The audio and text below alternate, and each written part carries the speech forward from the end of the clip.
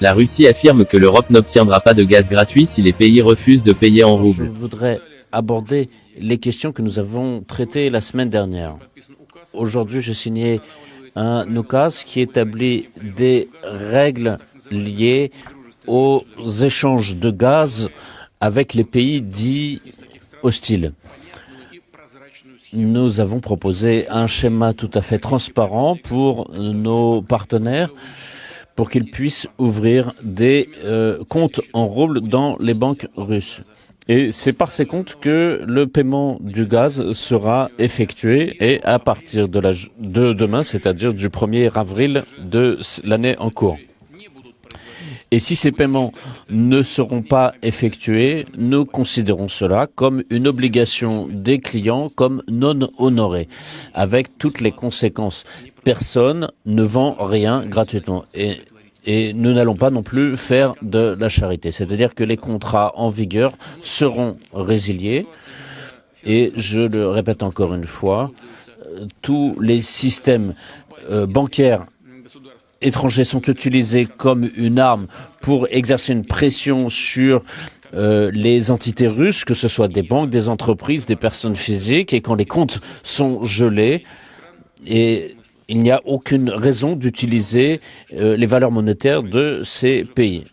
Et ce qui se produit, c'est justement que nous avons fourni nos ressources, en l'occurrence du gaz, ils l'ont reçu, ils nous ont payé en euros, qu'ils ont ensuite eux-mêmes gelé. Donc nous avons toutes les raisons de considérer qu'une partie du gaz qui a été livré en Europe a été livrée finalement gratuitement. Donc cela ne peut pas durer, surtout quand on parle des prochaines livraisons de gaz prévues et donc avec tout ce qui peut se produire autour du dollar et de l'euro, il peut y avoir encore des blocages. Et tout cela est tout à fait prévisible, d'autant plus que les responsables politiques occidentaux le disent ouvertement. Et dans cette optique, ils se déclarent, enfin ce sont des pays, des gouvernements de l'Union européenne. Et donc cette situation est inacceptable pour nous. Et si on regarde cette question de façon plus globale, si les paiements de gaz russes sont effectués en roubles russes, ce sera un motif de renforcement pour notre économie. Et donc, il faut agir dans cette direction de façon cohérente et suivie pour augmenter la part des paiements des produits que nous exportons en valeur nationale, c'est-à-dire dans le rouble. C'est-à-dire que beaucoup de fournisseurs de sources d'énergie dans le monde passent aussi au règlement en valeur nationale. Nous respectons et nous allons respecter nos obligations sur tous les contrats honorés et notamment sur le gaz. Et je parle aussi des volumes, dans les volumes prévus, dans les prix qui ont été fixés dans les contrats à long terme. Et ces tarifs, je le rappelle encore, sont bien inférieurs à ceux du marché. Qu'est-ce que cela signifie? Pour être clair, ça signifie que le gaz russe est une source d'énergie moins chère, source de chauffage, d'électricité. Il y a aussi la question des engrais pour les entreprises européennes. Et donc, cela est important pour la compétitivité des entreprises européennes sur le marché européen.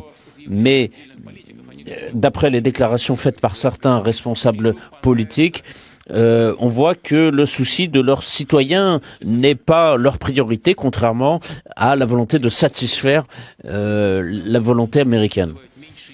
Donc ils appellent leur population à manger moins, à s'habiller plus chaud pour dépenser moins en chauffage, voyager moins.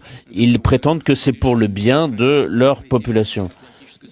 Donc c'est cette solidarité abstraite de l'Atlantique Nord.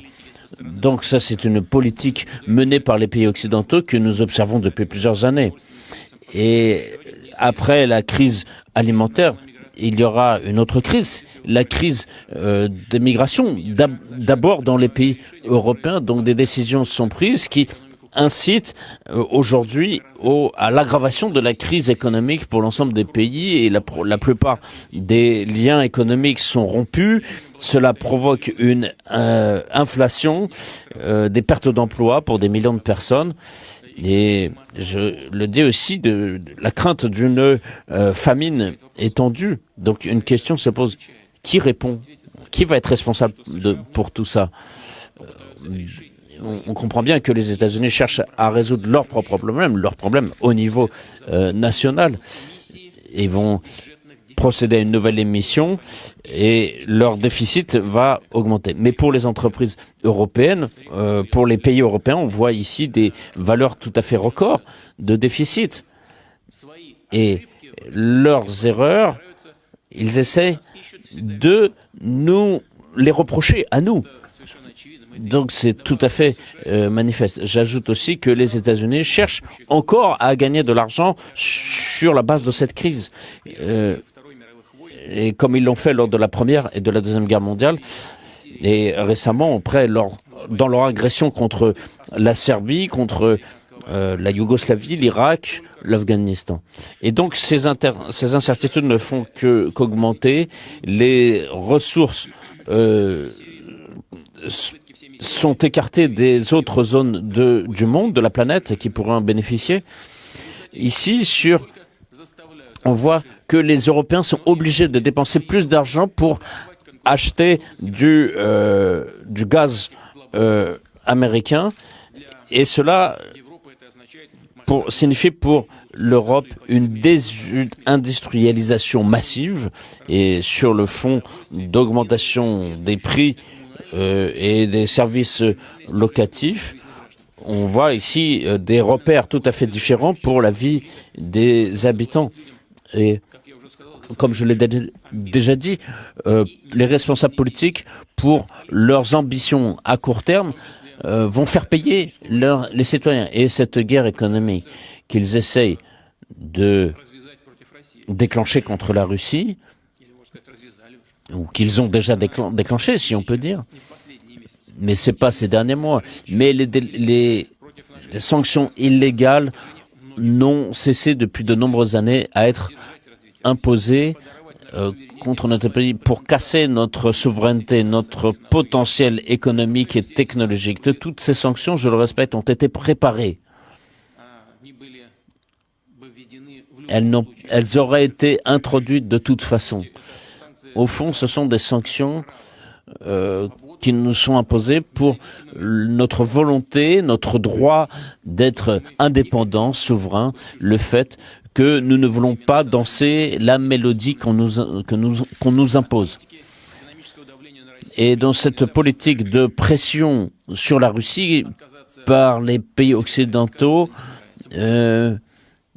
fait que, en tout cas, ces pays ne veulent pas y renoncer. Il y aura toujours de nouveaux prétextes à sanctions.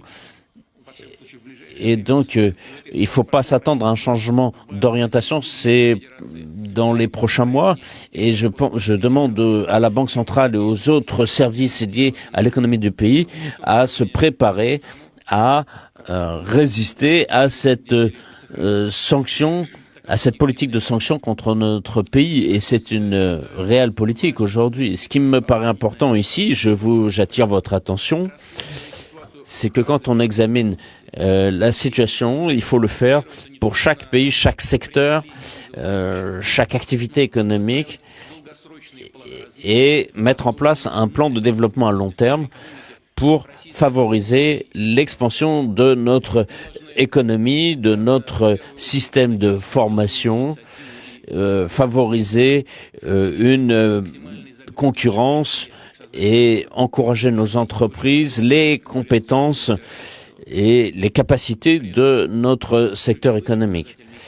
Les taux principaux sur le plan économique et politique doivent être de préserver l'emploi, de réduire les inégalités, d'améliorer le niveau de vie des gens, l'accessibilité aux produits, et c'est justement en satisfaisant et dans l'optique de ces orientations que nous poursuivons notre travail, que nous avons une réunion la semaine dernière et que nous le faisons encore aujourd'hui. Aujourd'hui, nous sommes plus concentrés sur le secteur aéronautique, qui est très important pour la Russie, mais il y a aussi l'orientation des hautes technologies et de la question des transports et notamment de l'intercommunicabilité entre nos régions.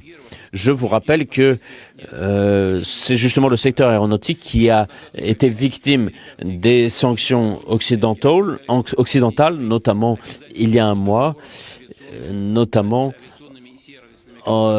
pour les services aéronautiques de certaines entreprises russes. Donc il y a les questions de leasing ici et de liaison aérienne.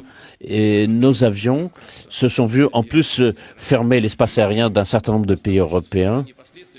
Je laisse pour l'instant de côté les conséquences pour ces pays eux-mêmes, mais je note que les entreprises et les compagnies aériennes russes ont honoré leurs obligations contractuelles, mais les pays européens, les pays occidentaux ont fait leur choix et nous devons répondre. Je propose de partir du fait que dans cette coopération avec nos anciens partenaires va disparaître très prochainement, mais nous n'allons pas fermer notre pays. Mais nous devons partir de cette réalité qui s'est imposée et chercher toutes les opportunités pour développer notre secteur aéronautique et lui donner une nouvelle impulsion. Avant tout, en soutenant nos compagnies aériennes pour qu'elles aient toujours une activité régulière et qu'elles fassent travailler des spécialistes et que le transport aérien reste accessible pour la population russe. Donc il faut des solutions à long terme. Et il va falloir donc modifier les objectifs qui avaient été fixés pour le secteur aéronautique. Nous avons donc un espace de possibilités, d'opportunités qui se proposent ici. Il faut que les bureaux d'études en aéronautique, que les entreprises de fabrication puissent fournir une part bien plus importante d'avions fabriqués en Russie au secteur. Bien évidemment, avec une capacité d'amélioration de la qualité, cela est très important, et aussi pour les entreprises, pour les compagnies aériennes russes, pour qu'elles puissent se développer normalement et qu'elles aient la possibilité, et que la population ait la possibilité d'acheter des billets à des prix corrects. Nous allons en parler encore. Le niveau de sécurité, de confort doit correspondre aux standards les plus d'actualité. Je parle aussi des liaisons régionales, mais aussi sur les liaisons vers les points peu accessibles de notre territoire. Et je demande à notre secteur aéronautique encore de développer les capacités industrielles. Nous en parlons régulièrement, mais il faut poursuivre. Il y a aussi l'activité de réparation et d'entretien, de maintenance, qui est importante. Alors, Jusqu'à présent, l'UE et les pays du G7 ont rejeté la demande de la Russie de convertir leur paiement pour le gaz en roubles. La Russie a déclaré qu'elle ne fournirait pas de gaz gratuit, suggérant qu'elle était prête à fermer les robinets. Si cela se produit, Moscou perdrait entre 200 et 800 millions d'euros chaque jour de l'embargo. Cependant, la Russie pourrait rediriger une partie du gaz vers l'Asie. L'Europe serait probablement confrontée à une crise économique sans précédent depuis la Seconde Guerre mondiale, car la flambée des prix de l'énergie entraînerait la récession des économies de la région. Alors, qui va cligner des yeux en premier? Placez vos paris. Si vous aimez la vidéo, n'hésitez pas de vous abonner à ma chaîne et d'activer la cloche de notification pour ne rater aucune de nos prochaines vidéos.